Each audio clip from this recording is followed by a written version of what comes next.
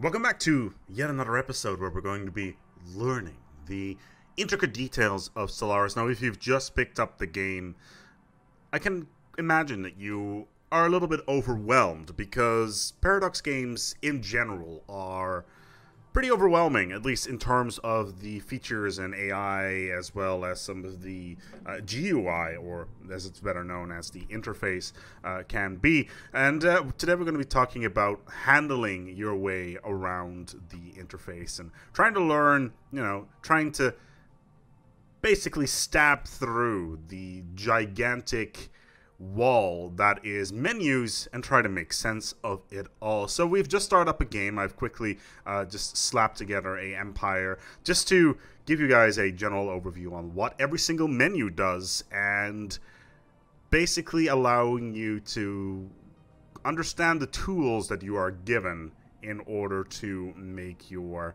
gaming experience a bit more useful. So let's dive right in here. On the top of the bar here, we've got like a whole bunch of stuff that may be a little bit overwhelming at first. There's a lot of information here on this bar, and these are basically your indicators of resources. We got our individual menus here. We got our contacts, situation log, technology, and the more list. The more list in particular can be kind of crazy, so we're going to go and take a look at that later. And of course, the government screen, which is subdivided in several smaller tabs. We've got the outliner on the right side for your day-to-day stuff, which is kind of cool as well. And the map modes. Now, the map modes by themselves are actually kind of useful, and we will go into that a little bit later as well. If you just start up the game, you will be prompted to get a tech out. We'll take a look at that later, but first, let's just close down the outliner and take a look at our menu. Let's start off with the government screen. So nicely hotkeyed under F1. So we hit F1 and we will pop up. Now, initially, this can actually be one of the most top level overlooks on your empire. Basically what this does is it tells you who's your leader, what are your civics and individual bonuses, your governing ethics, so basically what sort of additional bonuses you get through ethics, but also how you may be interacting with other empires, so that's very important. Your next election, if you have a democracy, or your next ruler in case of an empire. Of course, you also have the oligarchies and the dictatorial, which kind of work in a similar way as the imperial as well as the democracy, but it's kind of down the middle on those. It's a little bit more of a gray area. And then, of course, there are our modifiers. Now, this can get very expansive over time. Thankfully, there are a bunch of screens, or at least a couple of menus that allow you to have a good oversight to see what they all do. We can, for instance, hover over here and say, hey, our agenda right now is expansionist overturns, which means that our claim cost is reduced by 10%. That basically means that if we take first contact somewhere, and we'll be able to conquer stuff easier. This is not a very good starter modifier or agenda for that matter. Normally you want to have Starbase influence cost reduction as one of your starter ones because it's objectively one of the best ones in the game, for at least if you're starting out. We also have the piracy risk button. If you're starting the game out, your piracy risk will be set to 0, mainly because until you get the space piracy event a couple of years into the game, or if you've colonized or built a couple of stations outside of your starting solar system, then the piracy risk will start to become a problem. The higher your piracy risk is, the bigger the chance of a pirate base spawning somewhere in an unclaimed territory near your empire or even in your empire. And basically what that means is you can expect pirates to raid your stuff, and you can actually exploit this in several hilarious ways, but we'll cover that in another video. Then there's a reform government screen. Initially in the 1.0 build, this was almost impossible to find because this button over here was in here, and it wasn't very clear that it was a button. So the reform government screen wasn't very clear. If you research a certain tech, I believe it is the Empire Capital Complex, you will have the ability to add a civic to your empire that is not a special civics like mechanics and something like that. And basically what you can do is just add another civic, or if you feel that you don't want to have the civics that you have anymore at the moment, and you need something flexible, you can do that. So say you now want mining guilds or cutthroat politics to give you bonuses in other areas. Like, for instance, mining guilds is very, very good. You can also change to an imperialist, oligarchy, or a democracy. You can't switch to a hive mind or a machine intelligence, sadly, right off the get-go.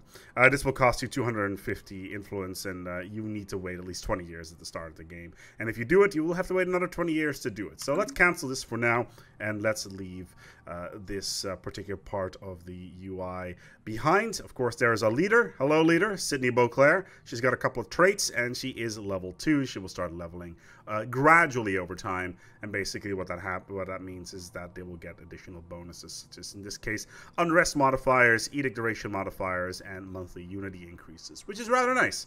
So let's take a look at our budget screen. Welcome to the budget screen. Basically, this is a very, very, very shallow overlook of what your empire is currently doing in terms of economy. This is all energy-based, so this is not mineral-based at all. This is purely your income through energy. So here you can see what is your base income, how much is produced, and if you hover over, we will also be able to see some modifiers if they are in place. So right now we can see that we're getting most of our energy from a planet and a little bit from a station. In this particular case, our central star here, I think this is actually a hyperluminous white giant that is generating 3 energy for us, which is kind of nice. Then as our expenses, ship upkeep, station upkeep, building upkeep, and starbase upkeep. If at some point you find yourself in a position of, hey, you don't have enough energy to upkeep your economy, or at least to keep increasing your economy, and you're starting to run up a deficit, then this is probably a good place to look in order to basically looking to scrap stuff like a building or a station or a couple of ships maybe. We can actually see here that corvettes are currently taking up most of our energy. Science ship and construction ships are a little bit on the reduced side. And the only reason I think that they are currently reduced, so for instance, let's quickly unpause and let's move the corvettes away. So now they should be more expensive. Yeah, they're now 2.17 because they are no longer docked. And then we just pop them back in. Let's just ignore the Hyacinth event. And the corvettes should dock. And there we go. The cost has been reduced. Always keep your ships docked for a reduction in upkeep cost. Our monthly expenditure and our overall balance. Then we've got our economical effects.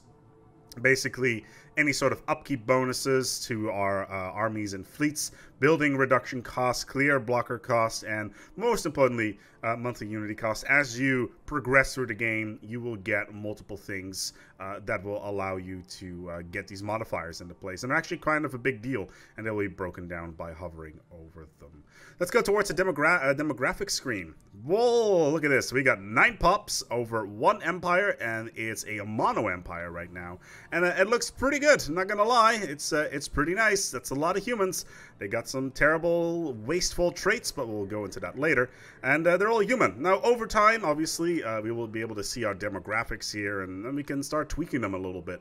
Overall, it doesn't really impact things because internal factions and social strife is not really a thing, but it does give you a nice overview to see how many of the Xenos that we cannot, you know, abide within our empire are actually in here. Especially if you're xenophobic and you have a faction that is saying, hey, I don't want any Xenos in my empire, then this is a good screen to take a look at to see where they actually are.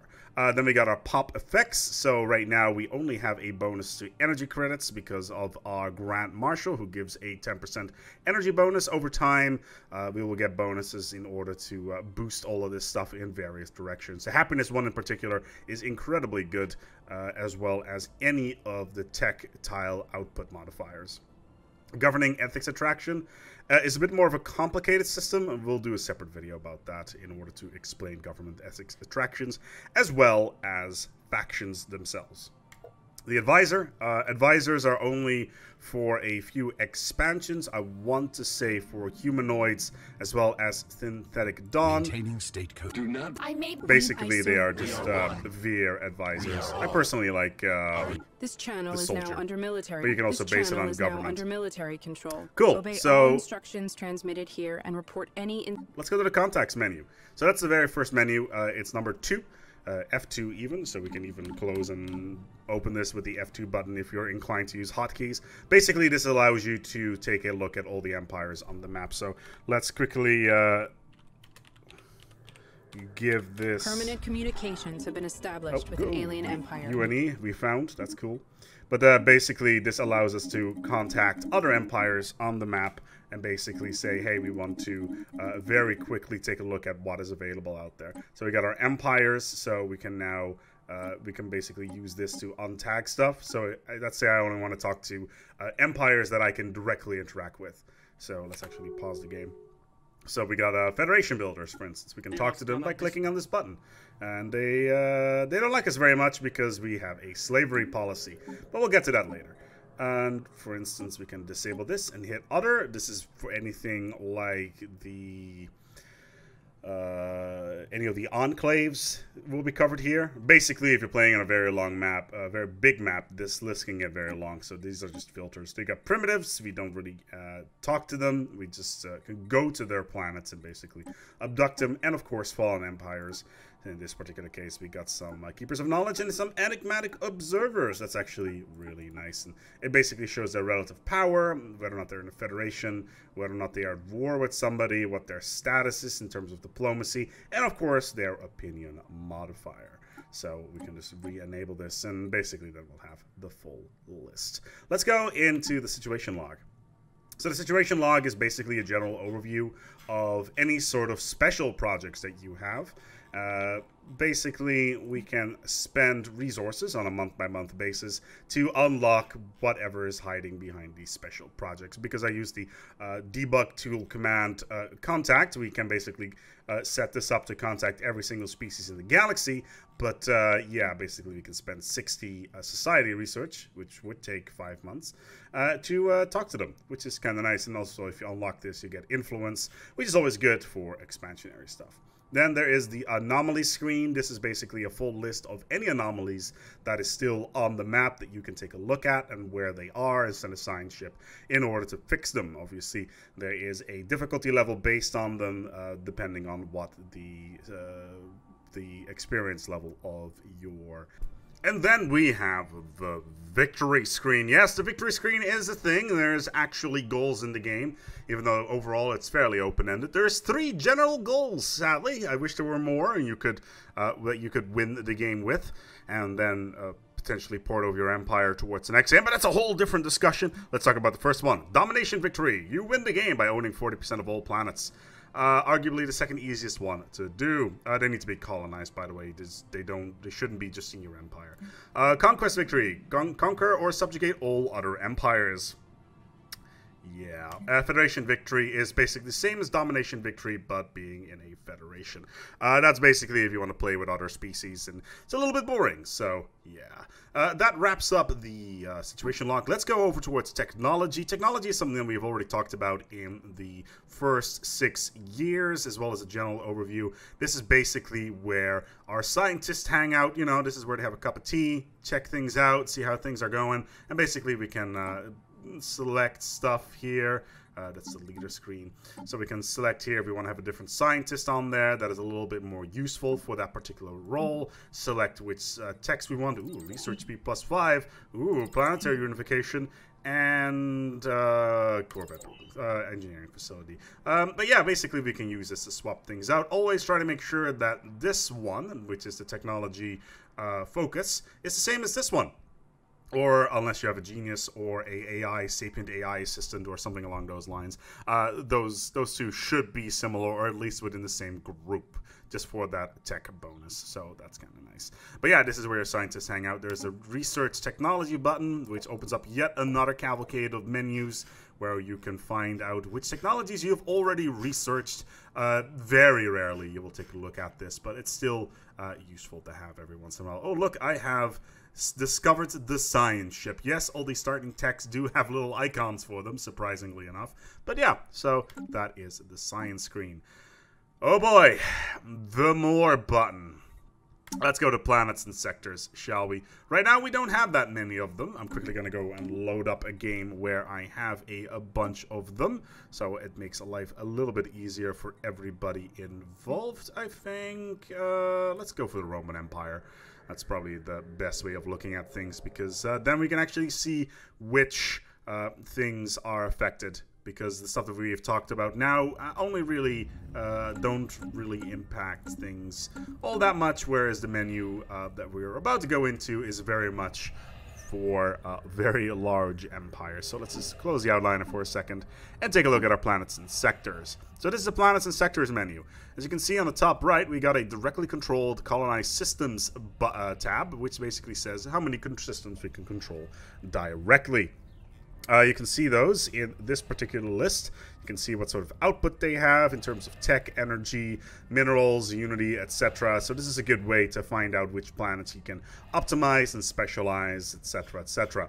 We also have the sectors tab. Basically, after the early game is done, you can create a sector if you're over your directly controlled colonized systems tab, and basically they will all be listed with their governors here and their individual outcomes, or at least their individual outputs, as well as all the governors that are attached to those sectors. We have the create new sector button, so we can quickly click this and basically say, hey, I want to open up a sector here, cool, or here, here, and here.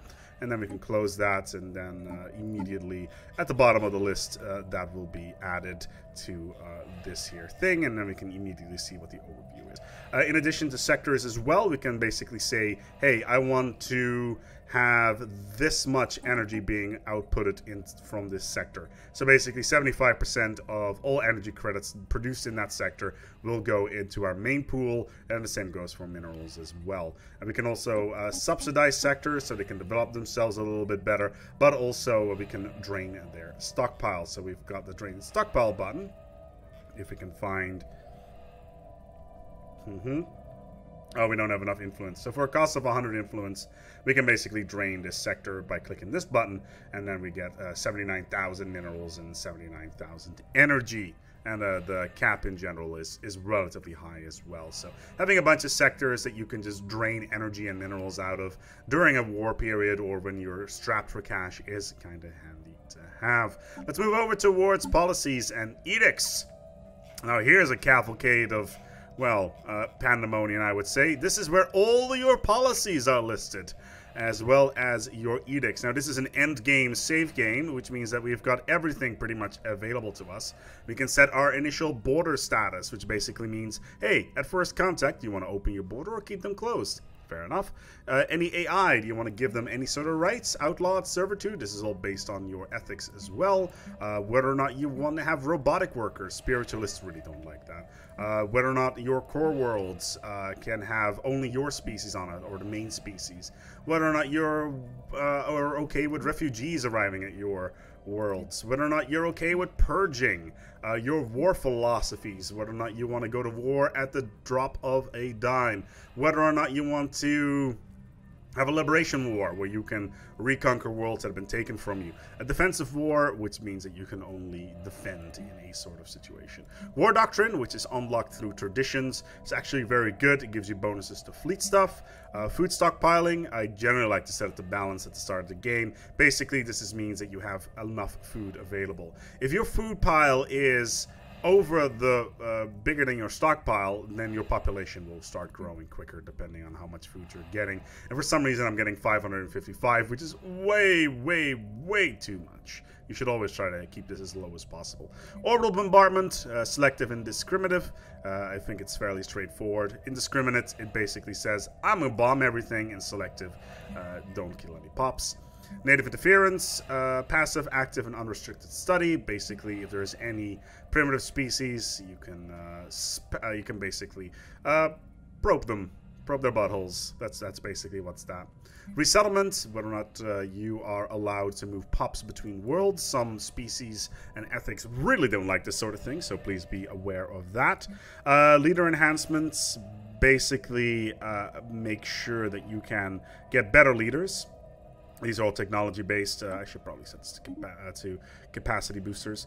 And basically, it will increase the cost of your leaders as you select them, but in all honesty, at this point in the game, that should really not be a problem.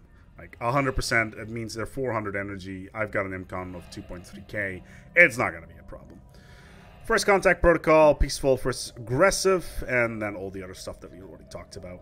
Then we got edicts. Those cost resources, influence, or unity on a period basis. So basically, you can have a certain amount of time. I think the base is 10 years to basically unlock a bunch of bonuses at the cost of a bunch of influence. So that is basically there. We also have education, recycling, and healthcare campaigns, and basically they give additional bonuses as well for a lump sum cost of energy. And then finally we got the ambitions. The ambitions are only available for apocalypse users, and basically they give you large bonuses at the end game when you have already filled in your tradition tree. Let's go to factions. Oh dear lord, the faction screen. This bad boy over here requires a whole video all by itself. We are going to ignore this for now because I'm going to do a separate video on this. My apologies. Our claims, basically any sort of systems that we have claims on, we can basically say, hey, I want to make some claims on an alien empire and then push those claims through a war scenario. And that's totally possible. So let's say these guys over here. I want to claim this and a bunch of other stuff. And that's going to cost you influence as well. So basically what we can do there is basically say, hey, I want some influence. I have some influence left. I want to conquer my neighbors. Let's make some claims, shall we? And then in a war situation, you can deal with all that stuff. Strategic resources, basically which strategic resources you currently have and what kind of bonuses they give. You can only have one of these at the time. They do not stack. If you do have more than one, you can always trade them for other things. There's a separate video about strategic resources and what they do. Now, brace yourself. We're about to go into the most complex menu. Get ready. Welcome to the Species tab. The Species tab is basically a way of controlling your empire from a sociological point of view. This is where you can set, this is where you can see how many pups you have of a certain species, what their traits are, whether or not there's any subspecies available. For instance, I can say, here's my Roman Imperium base species. I want to do something with them, so I want to create a template around them and then change their stats depending on how many trait points I have or how many trait picks I still have left. And there's a whole menu about this and like genetic engineering, all that stuff. But we can also set their rights and basically say, hey, are you full citizens? Are you part of a caste system? Are you slaves? Are you undesirables? And they give all sorts of bonuses in various situations. For instance, slaves give bonuses to minerals, etc., whereas caste is a little bit different. Basically what happens there is they just take up less resources. Living standards as well, academic privilege, so academic privilege is only available to materialists. Chemical bliss, basically you suppress them. Basically this is all based around your mineral income. The higher you go onto the list, the more expensive it's going to be from a mineral point of view. So basically, if you have a large amount of species in your empire and you're just like, hey, this species over here, screw those guys, I'm gonna have them live in impoverished conditions, it means that their happiness will go down, but also their consumer good costs. And that's every single pop uses a certain amount of consumer goods, which is pulled from your mineral pool. Military service, whether or not your species is allowed to serve in the army. This is all based around their traits, of course. If you have a species that you don't want to have generals or admirals from, or armies or whatnot, then you can just leave them out, because who wants to send the pencil pushers into the military unless you're a very sadistic asshole. Colonization rights, whether or not these species are allowed to colonize. Population controls, whether or not you want to make sure that let's say that's a species you don't like very much, and oh, that's because there's no species of that type.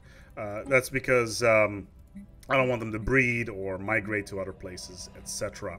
Then there's slavery types, which are not available to us at the moment because we are not running with slavery, and of course purge type as well if you want to annihilate a species, or if you're a robot empire and you want to dip them into the dip and turn them into energy, or if you're a biological hive mind and you want to basically turn a species into cattle.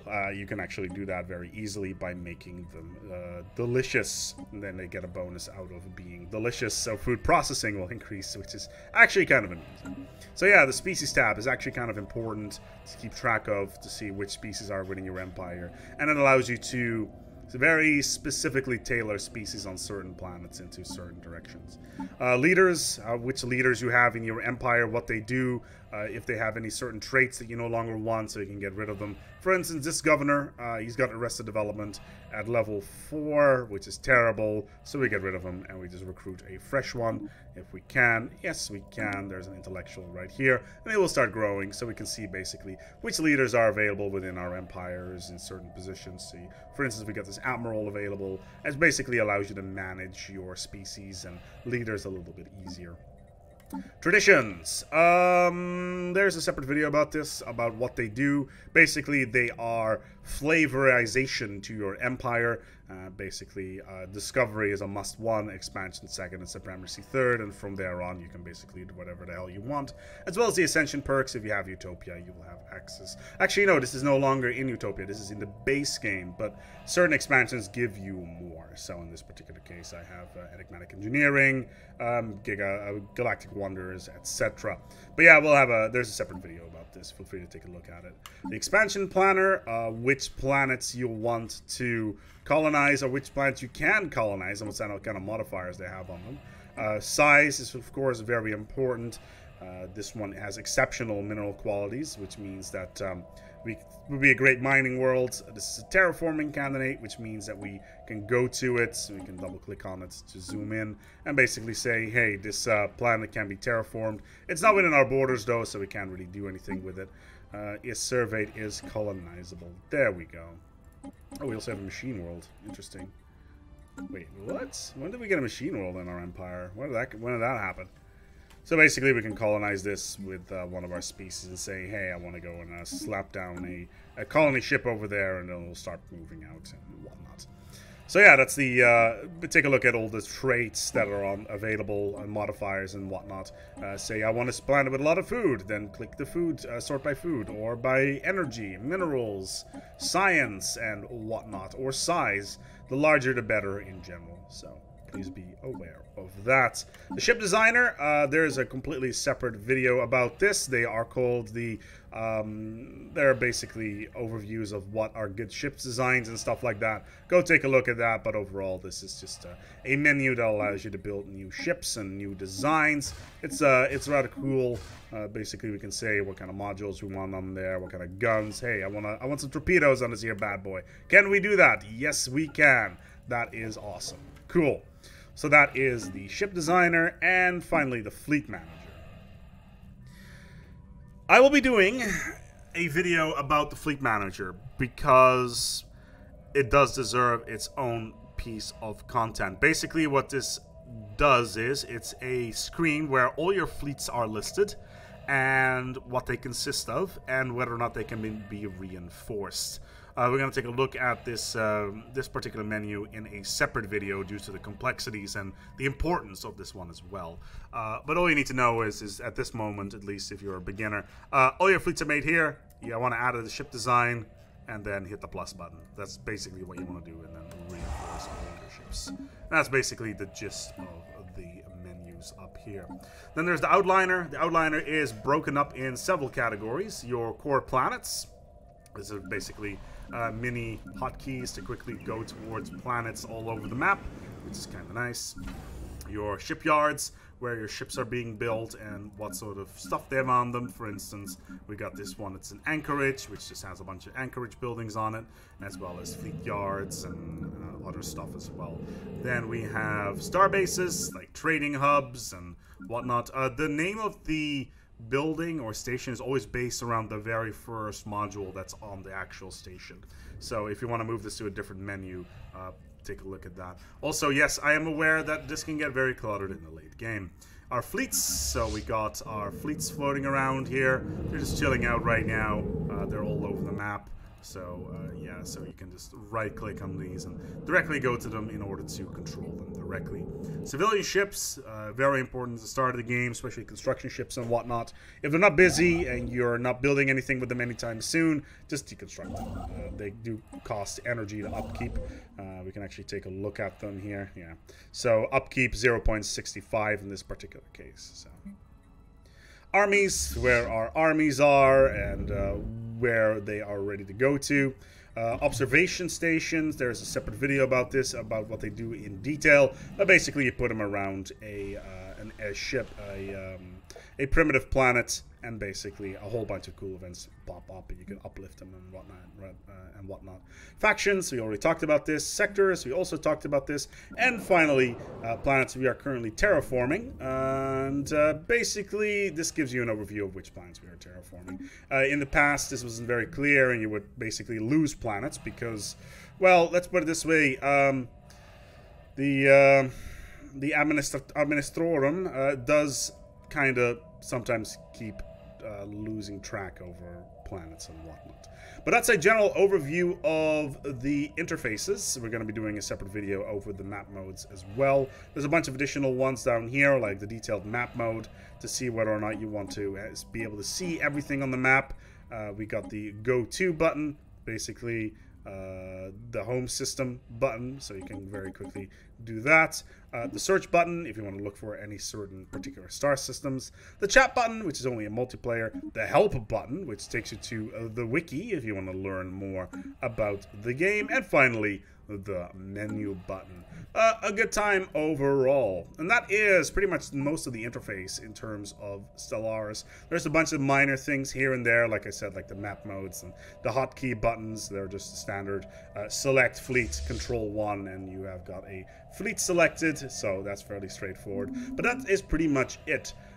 We also obviously have the speed up, speed down button and our resources at the top. But yeah, that is pretty much it. We're going to go and wrap it up here. I hope you've learned something from everything that we've shown today. If some of the stuff is missing in your interface, then there's a good chance that it's part of a expansion. My apologies for that. We sadly cannot cover all of that stuff, but sure, you know, we're having a lot of fun because learning is fun. If you have any questions, put them down in the comments. If you like this video, feel free to give it a like. If not, you know, the dislike button is there as well. If you want to see more tutorials, give it a subscribe and check around the channel. Thank you so much for watching, and until next time, take good care of yourselves and each other.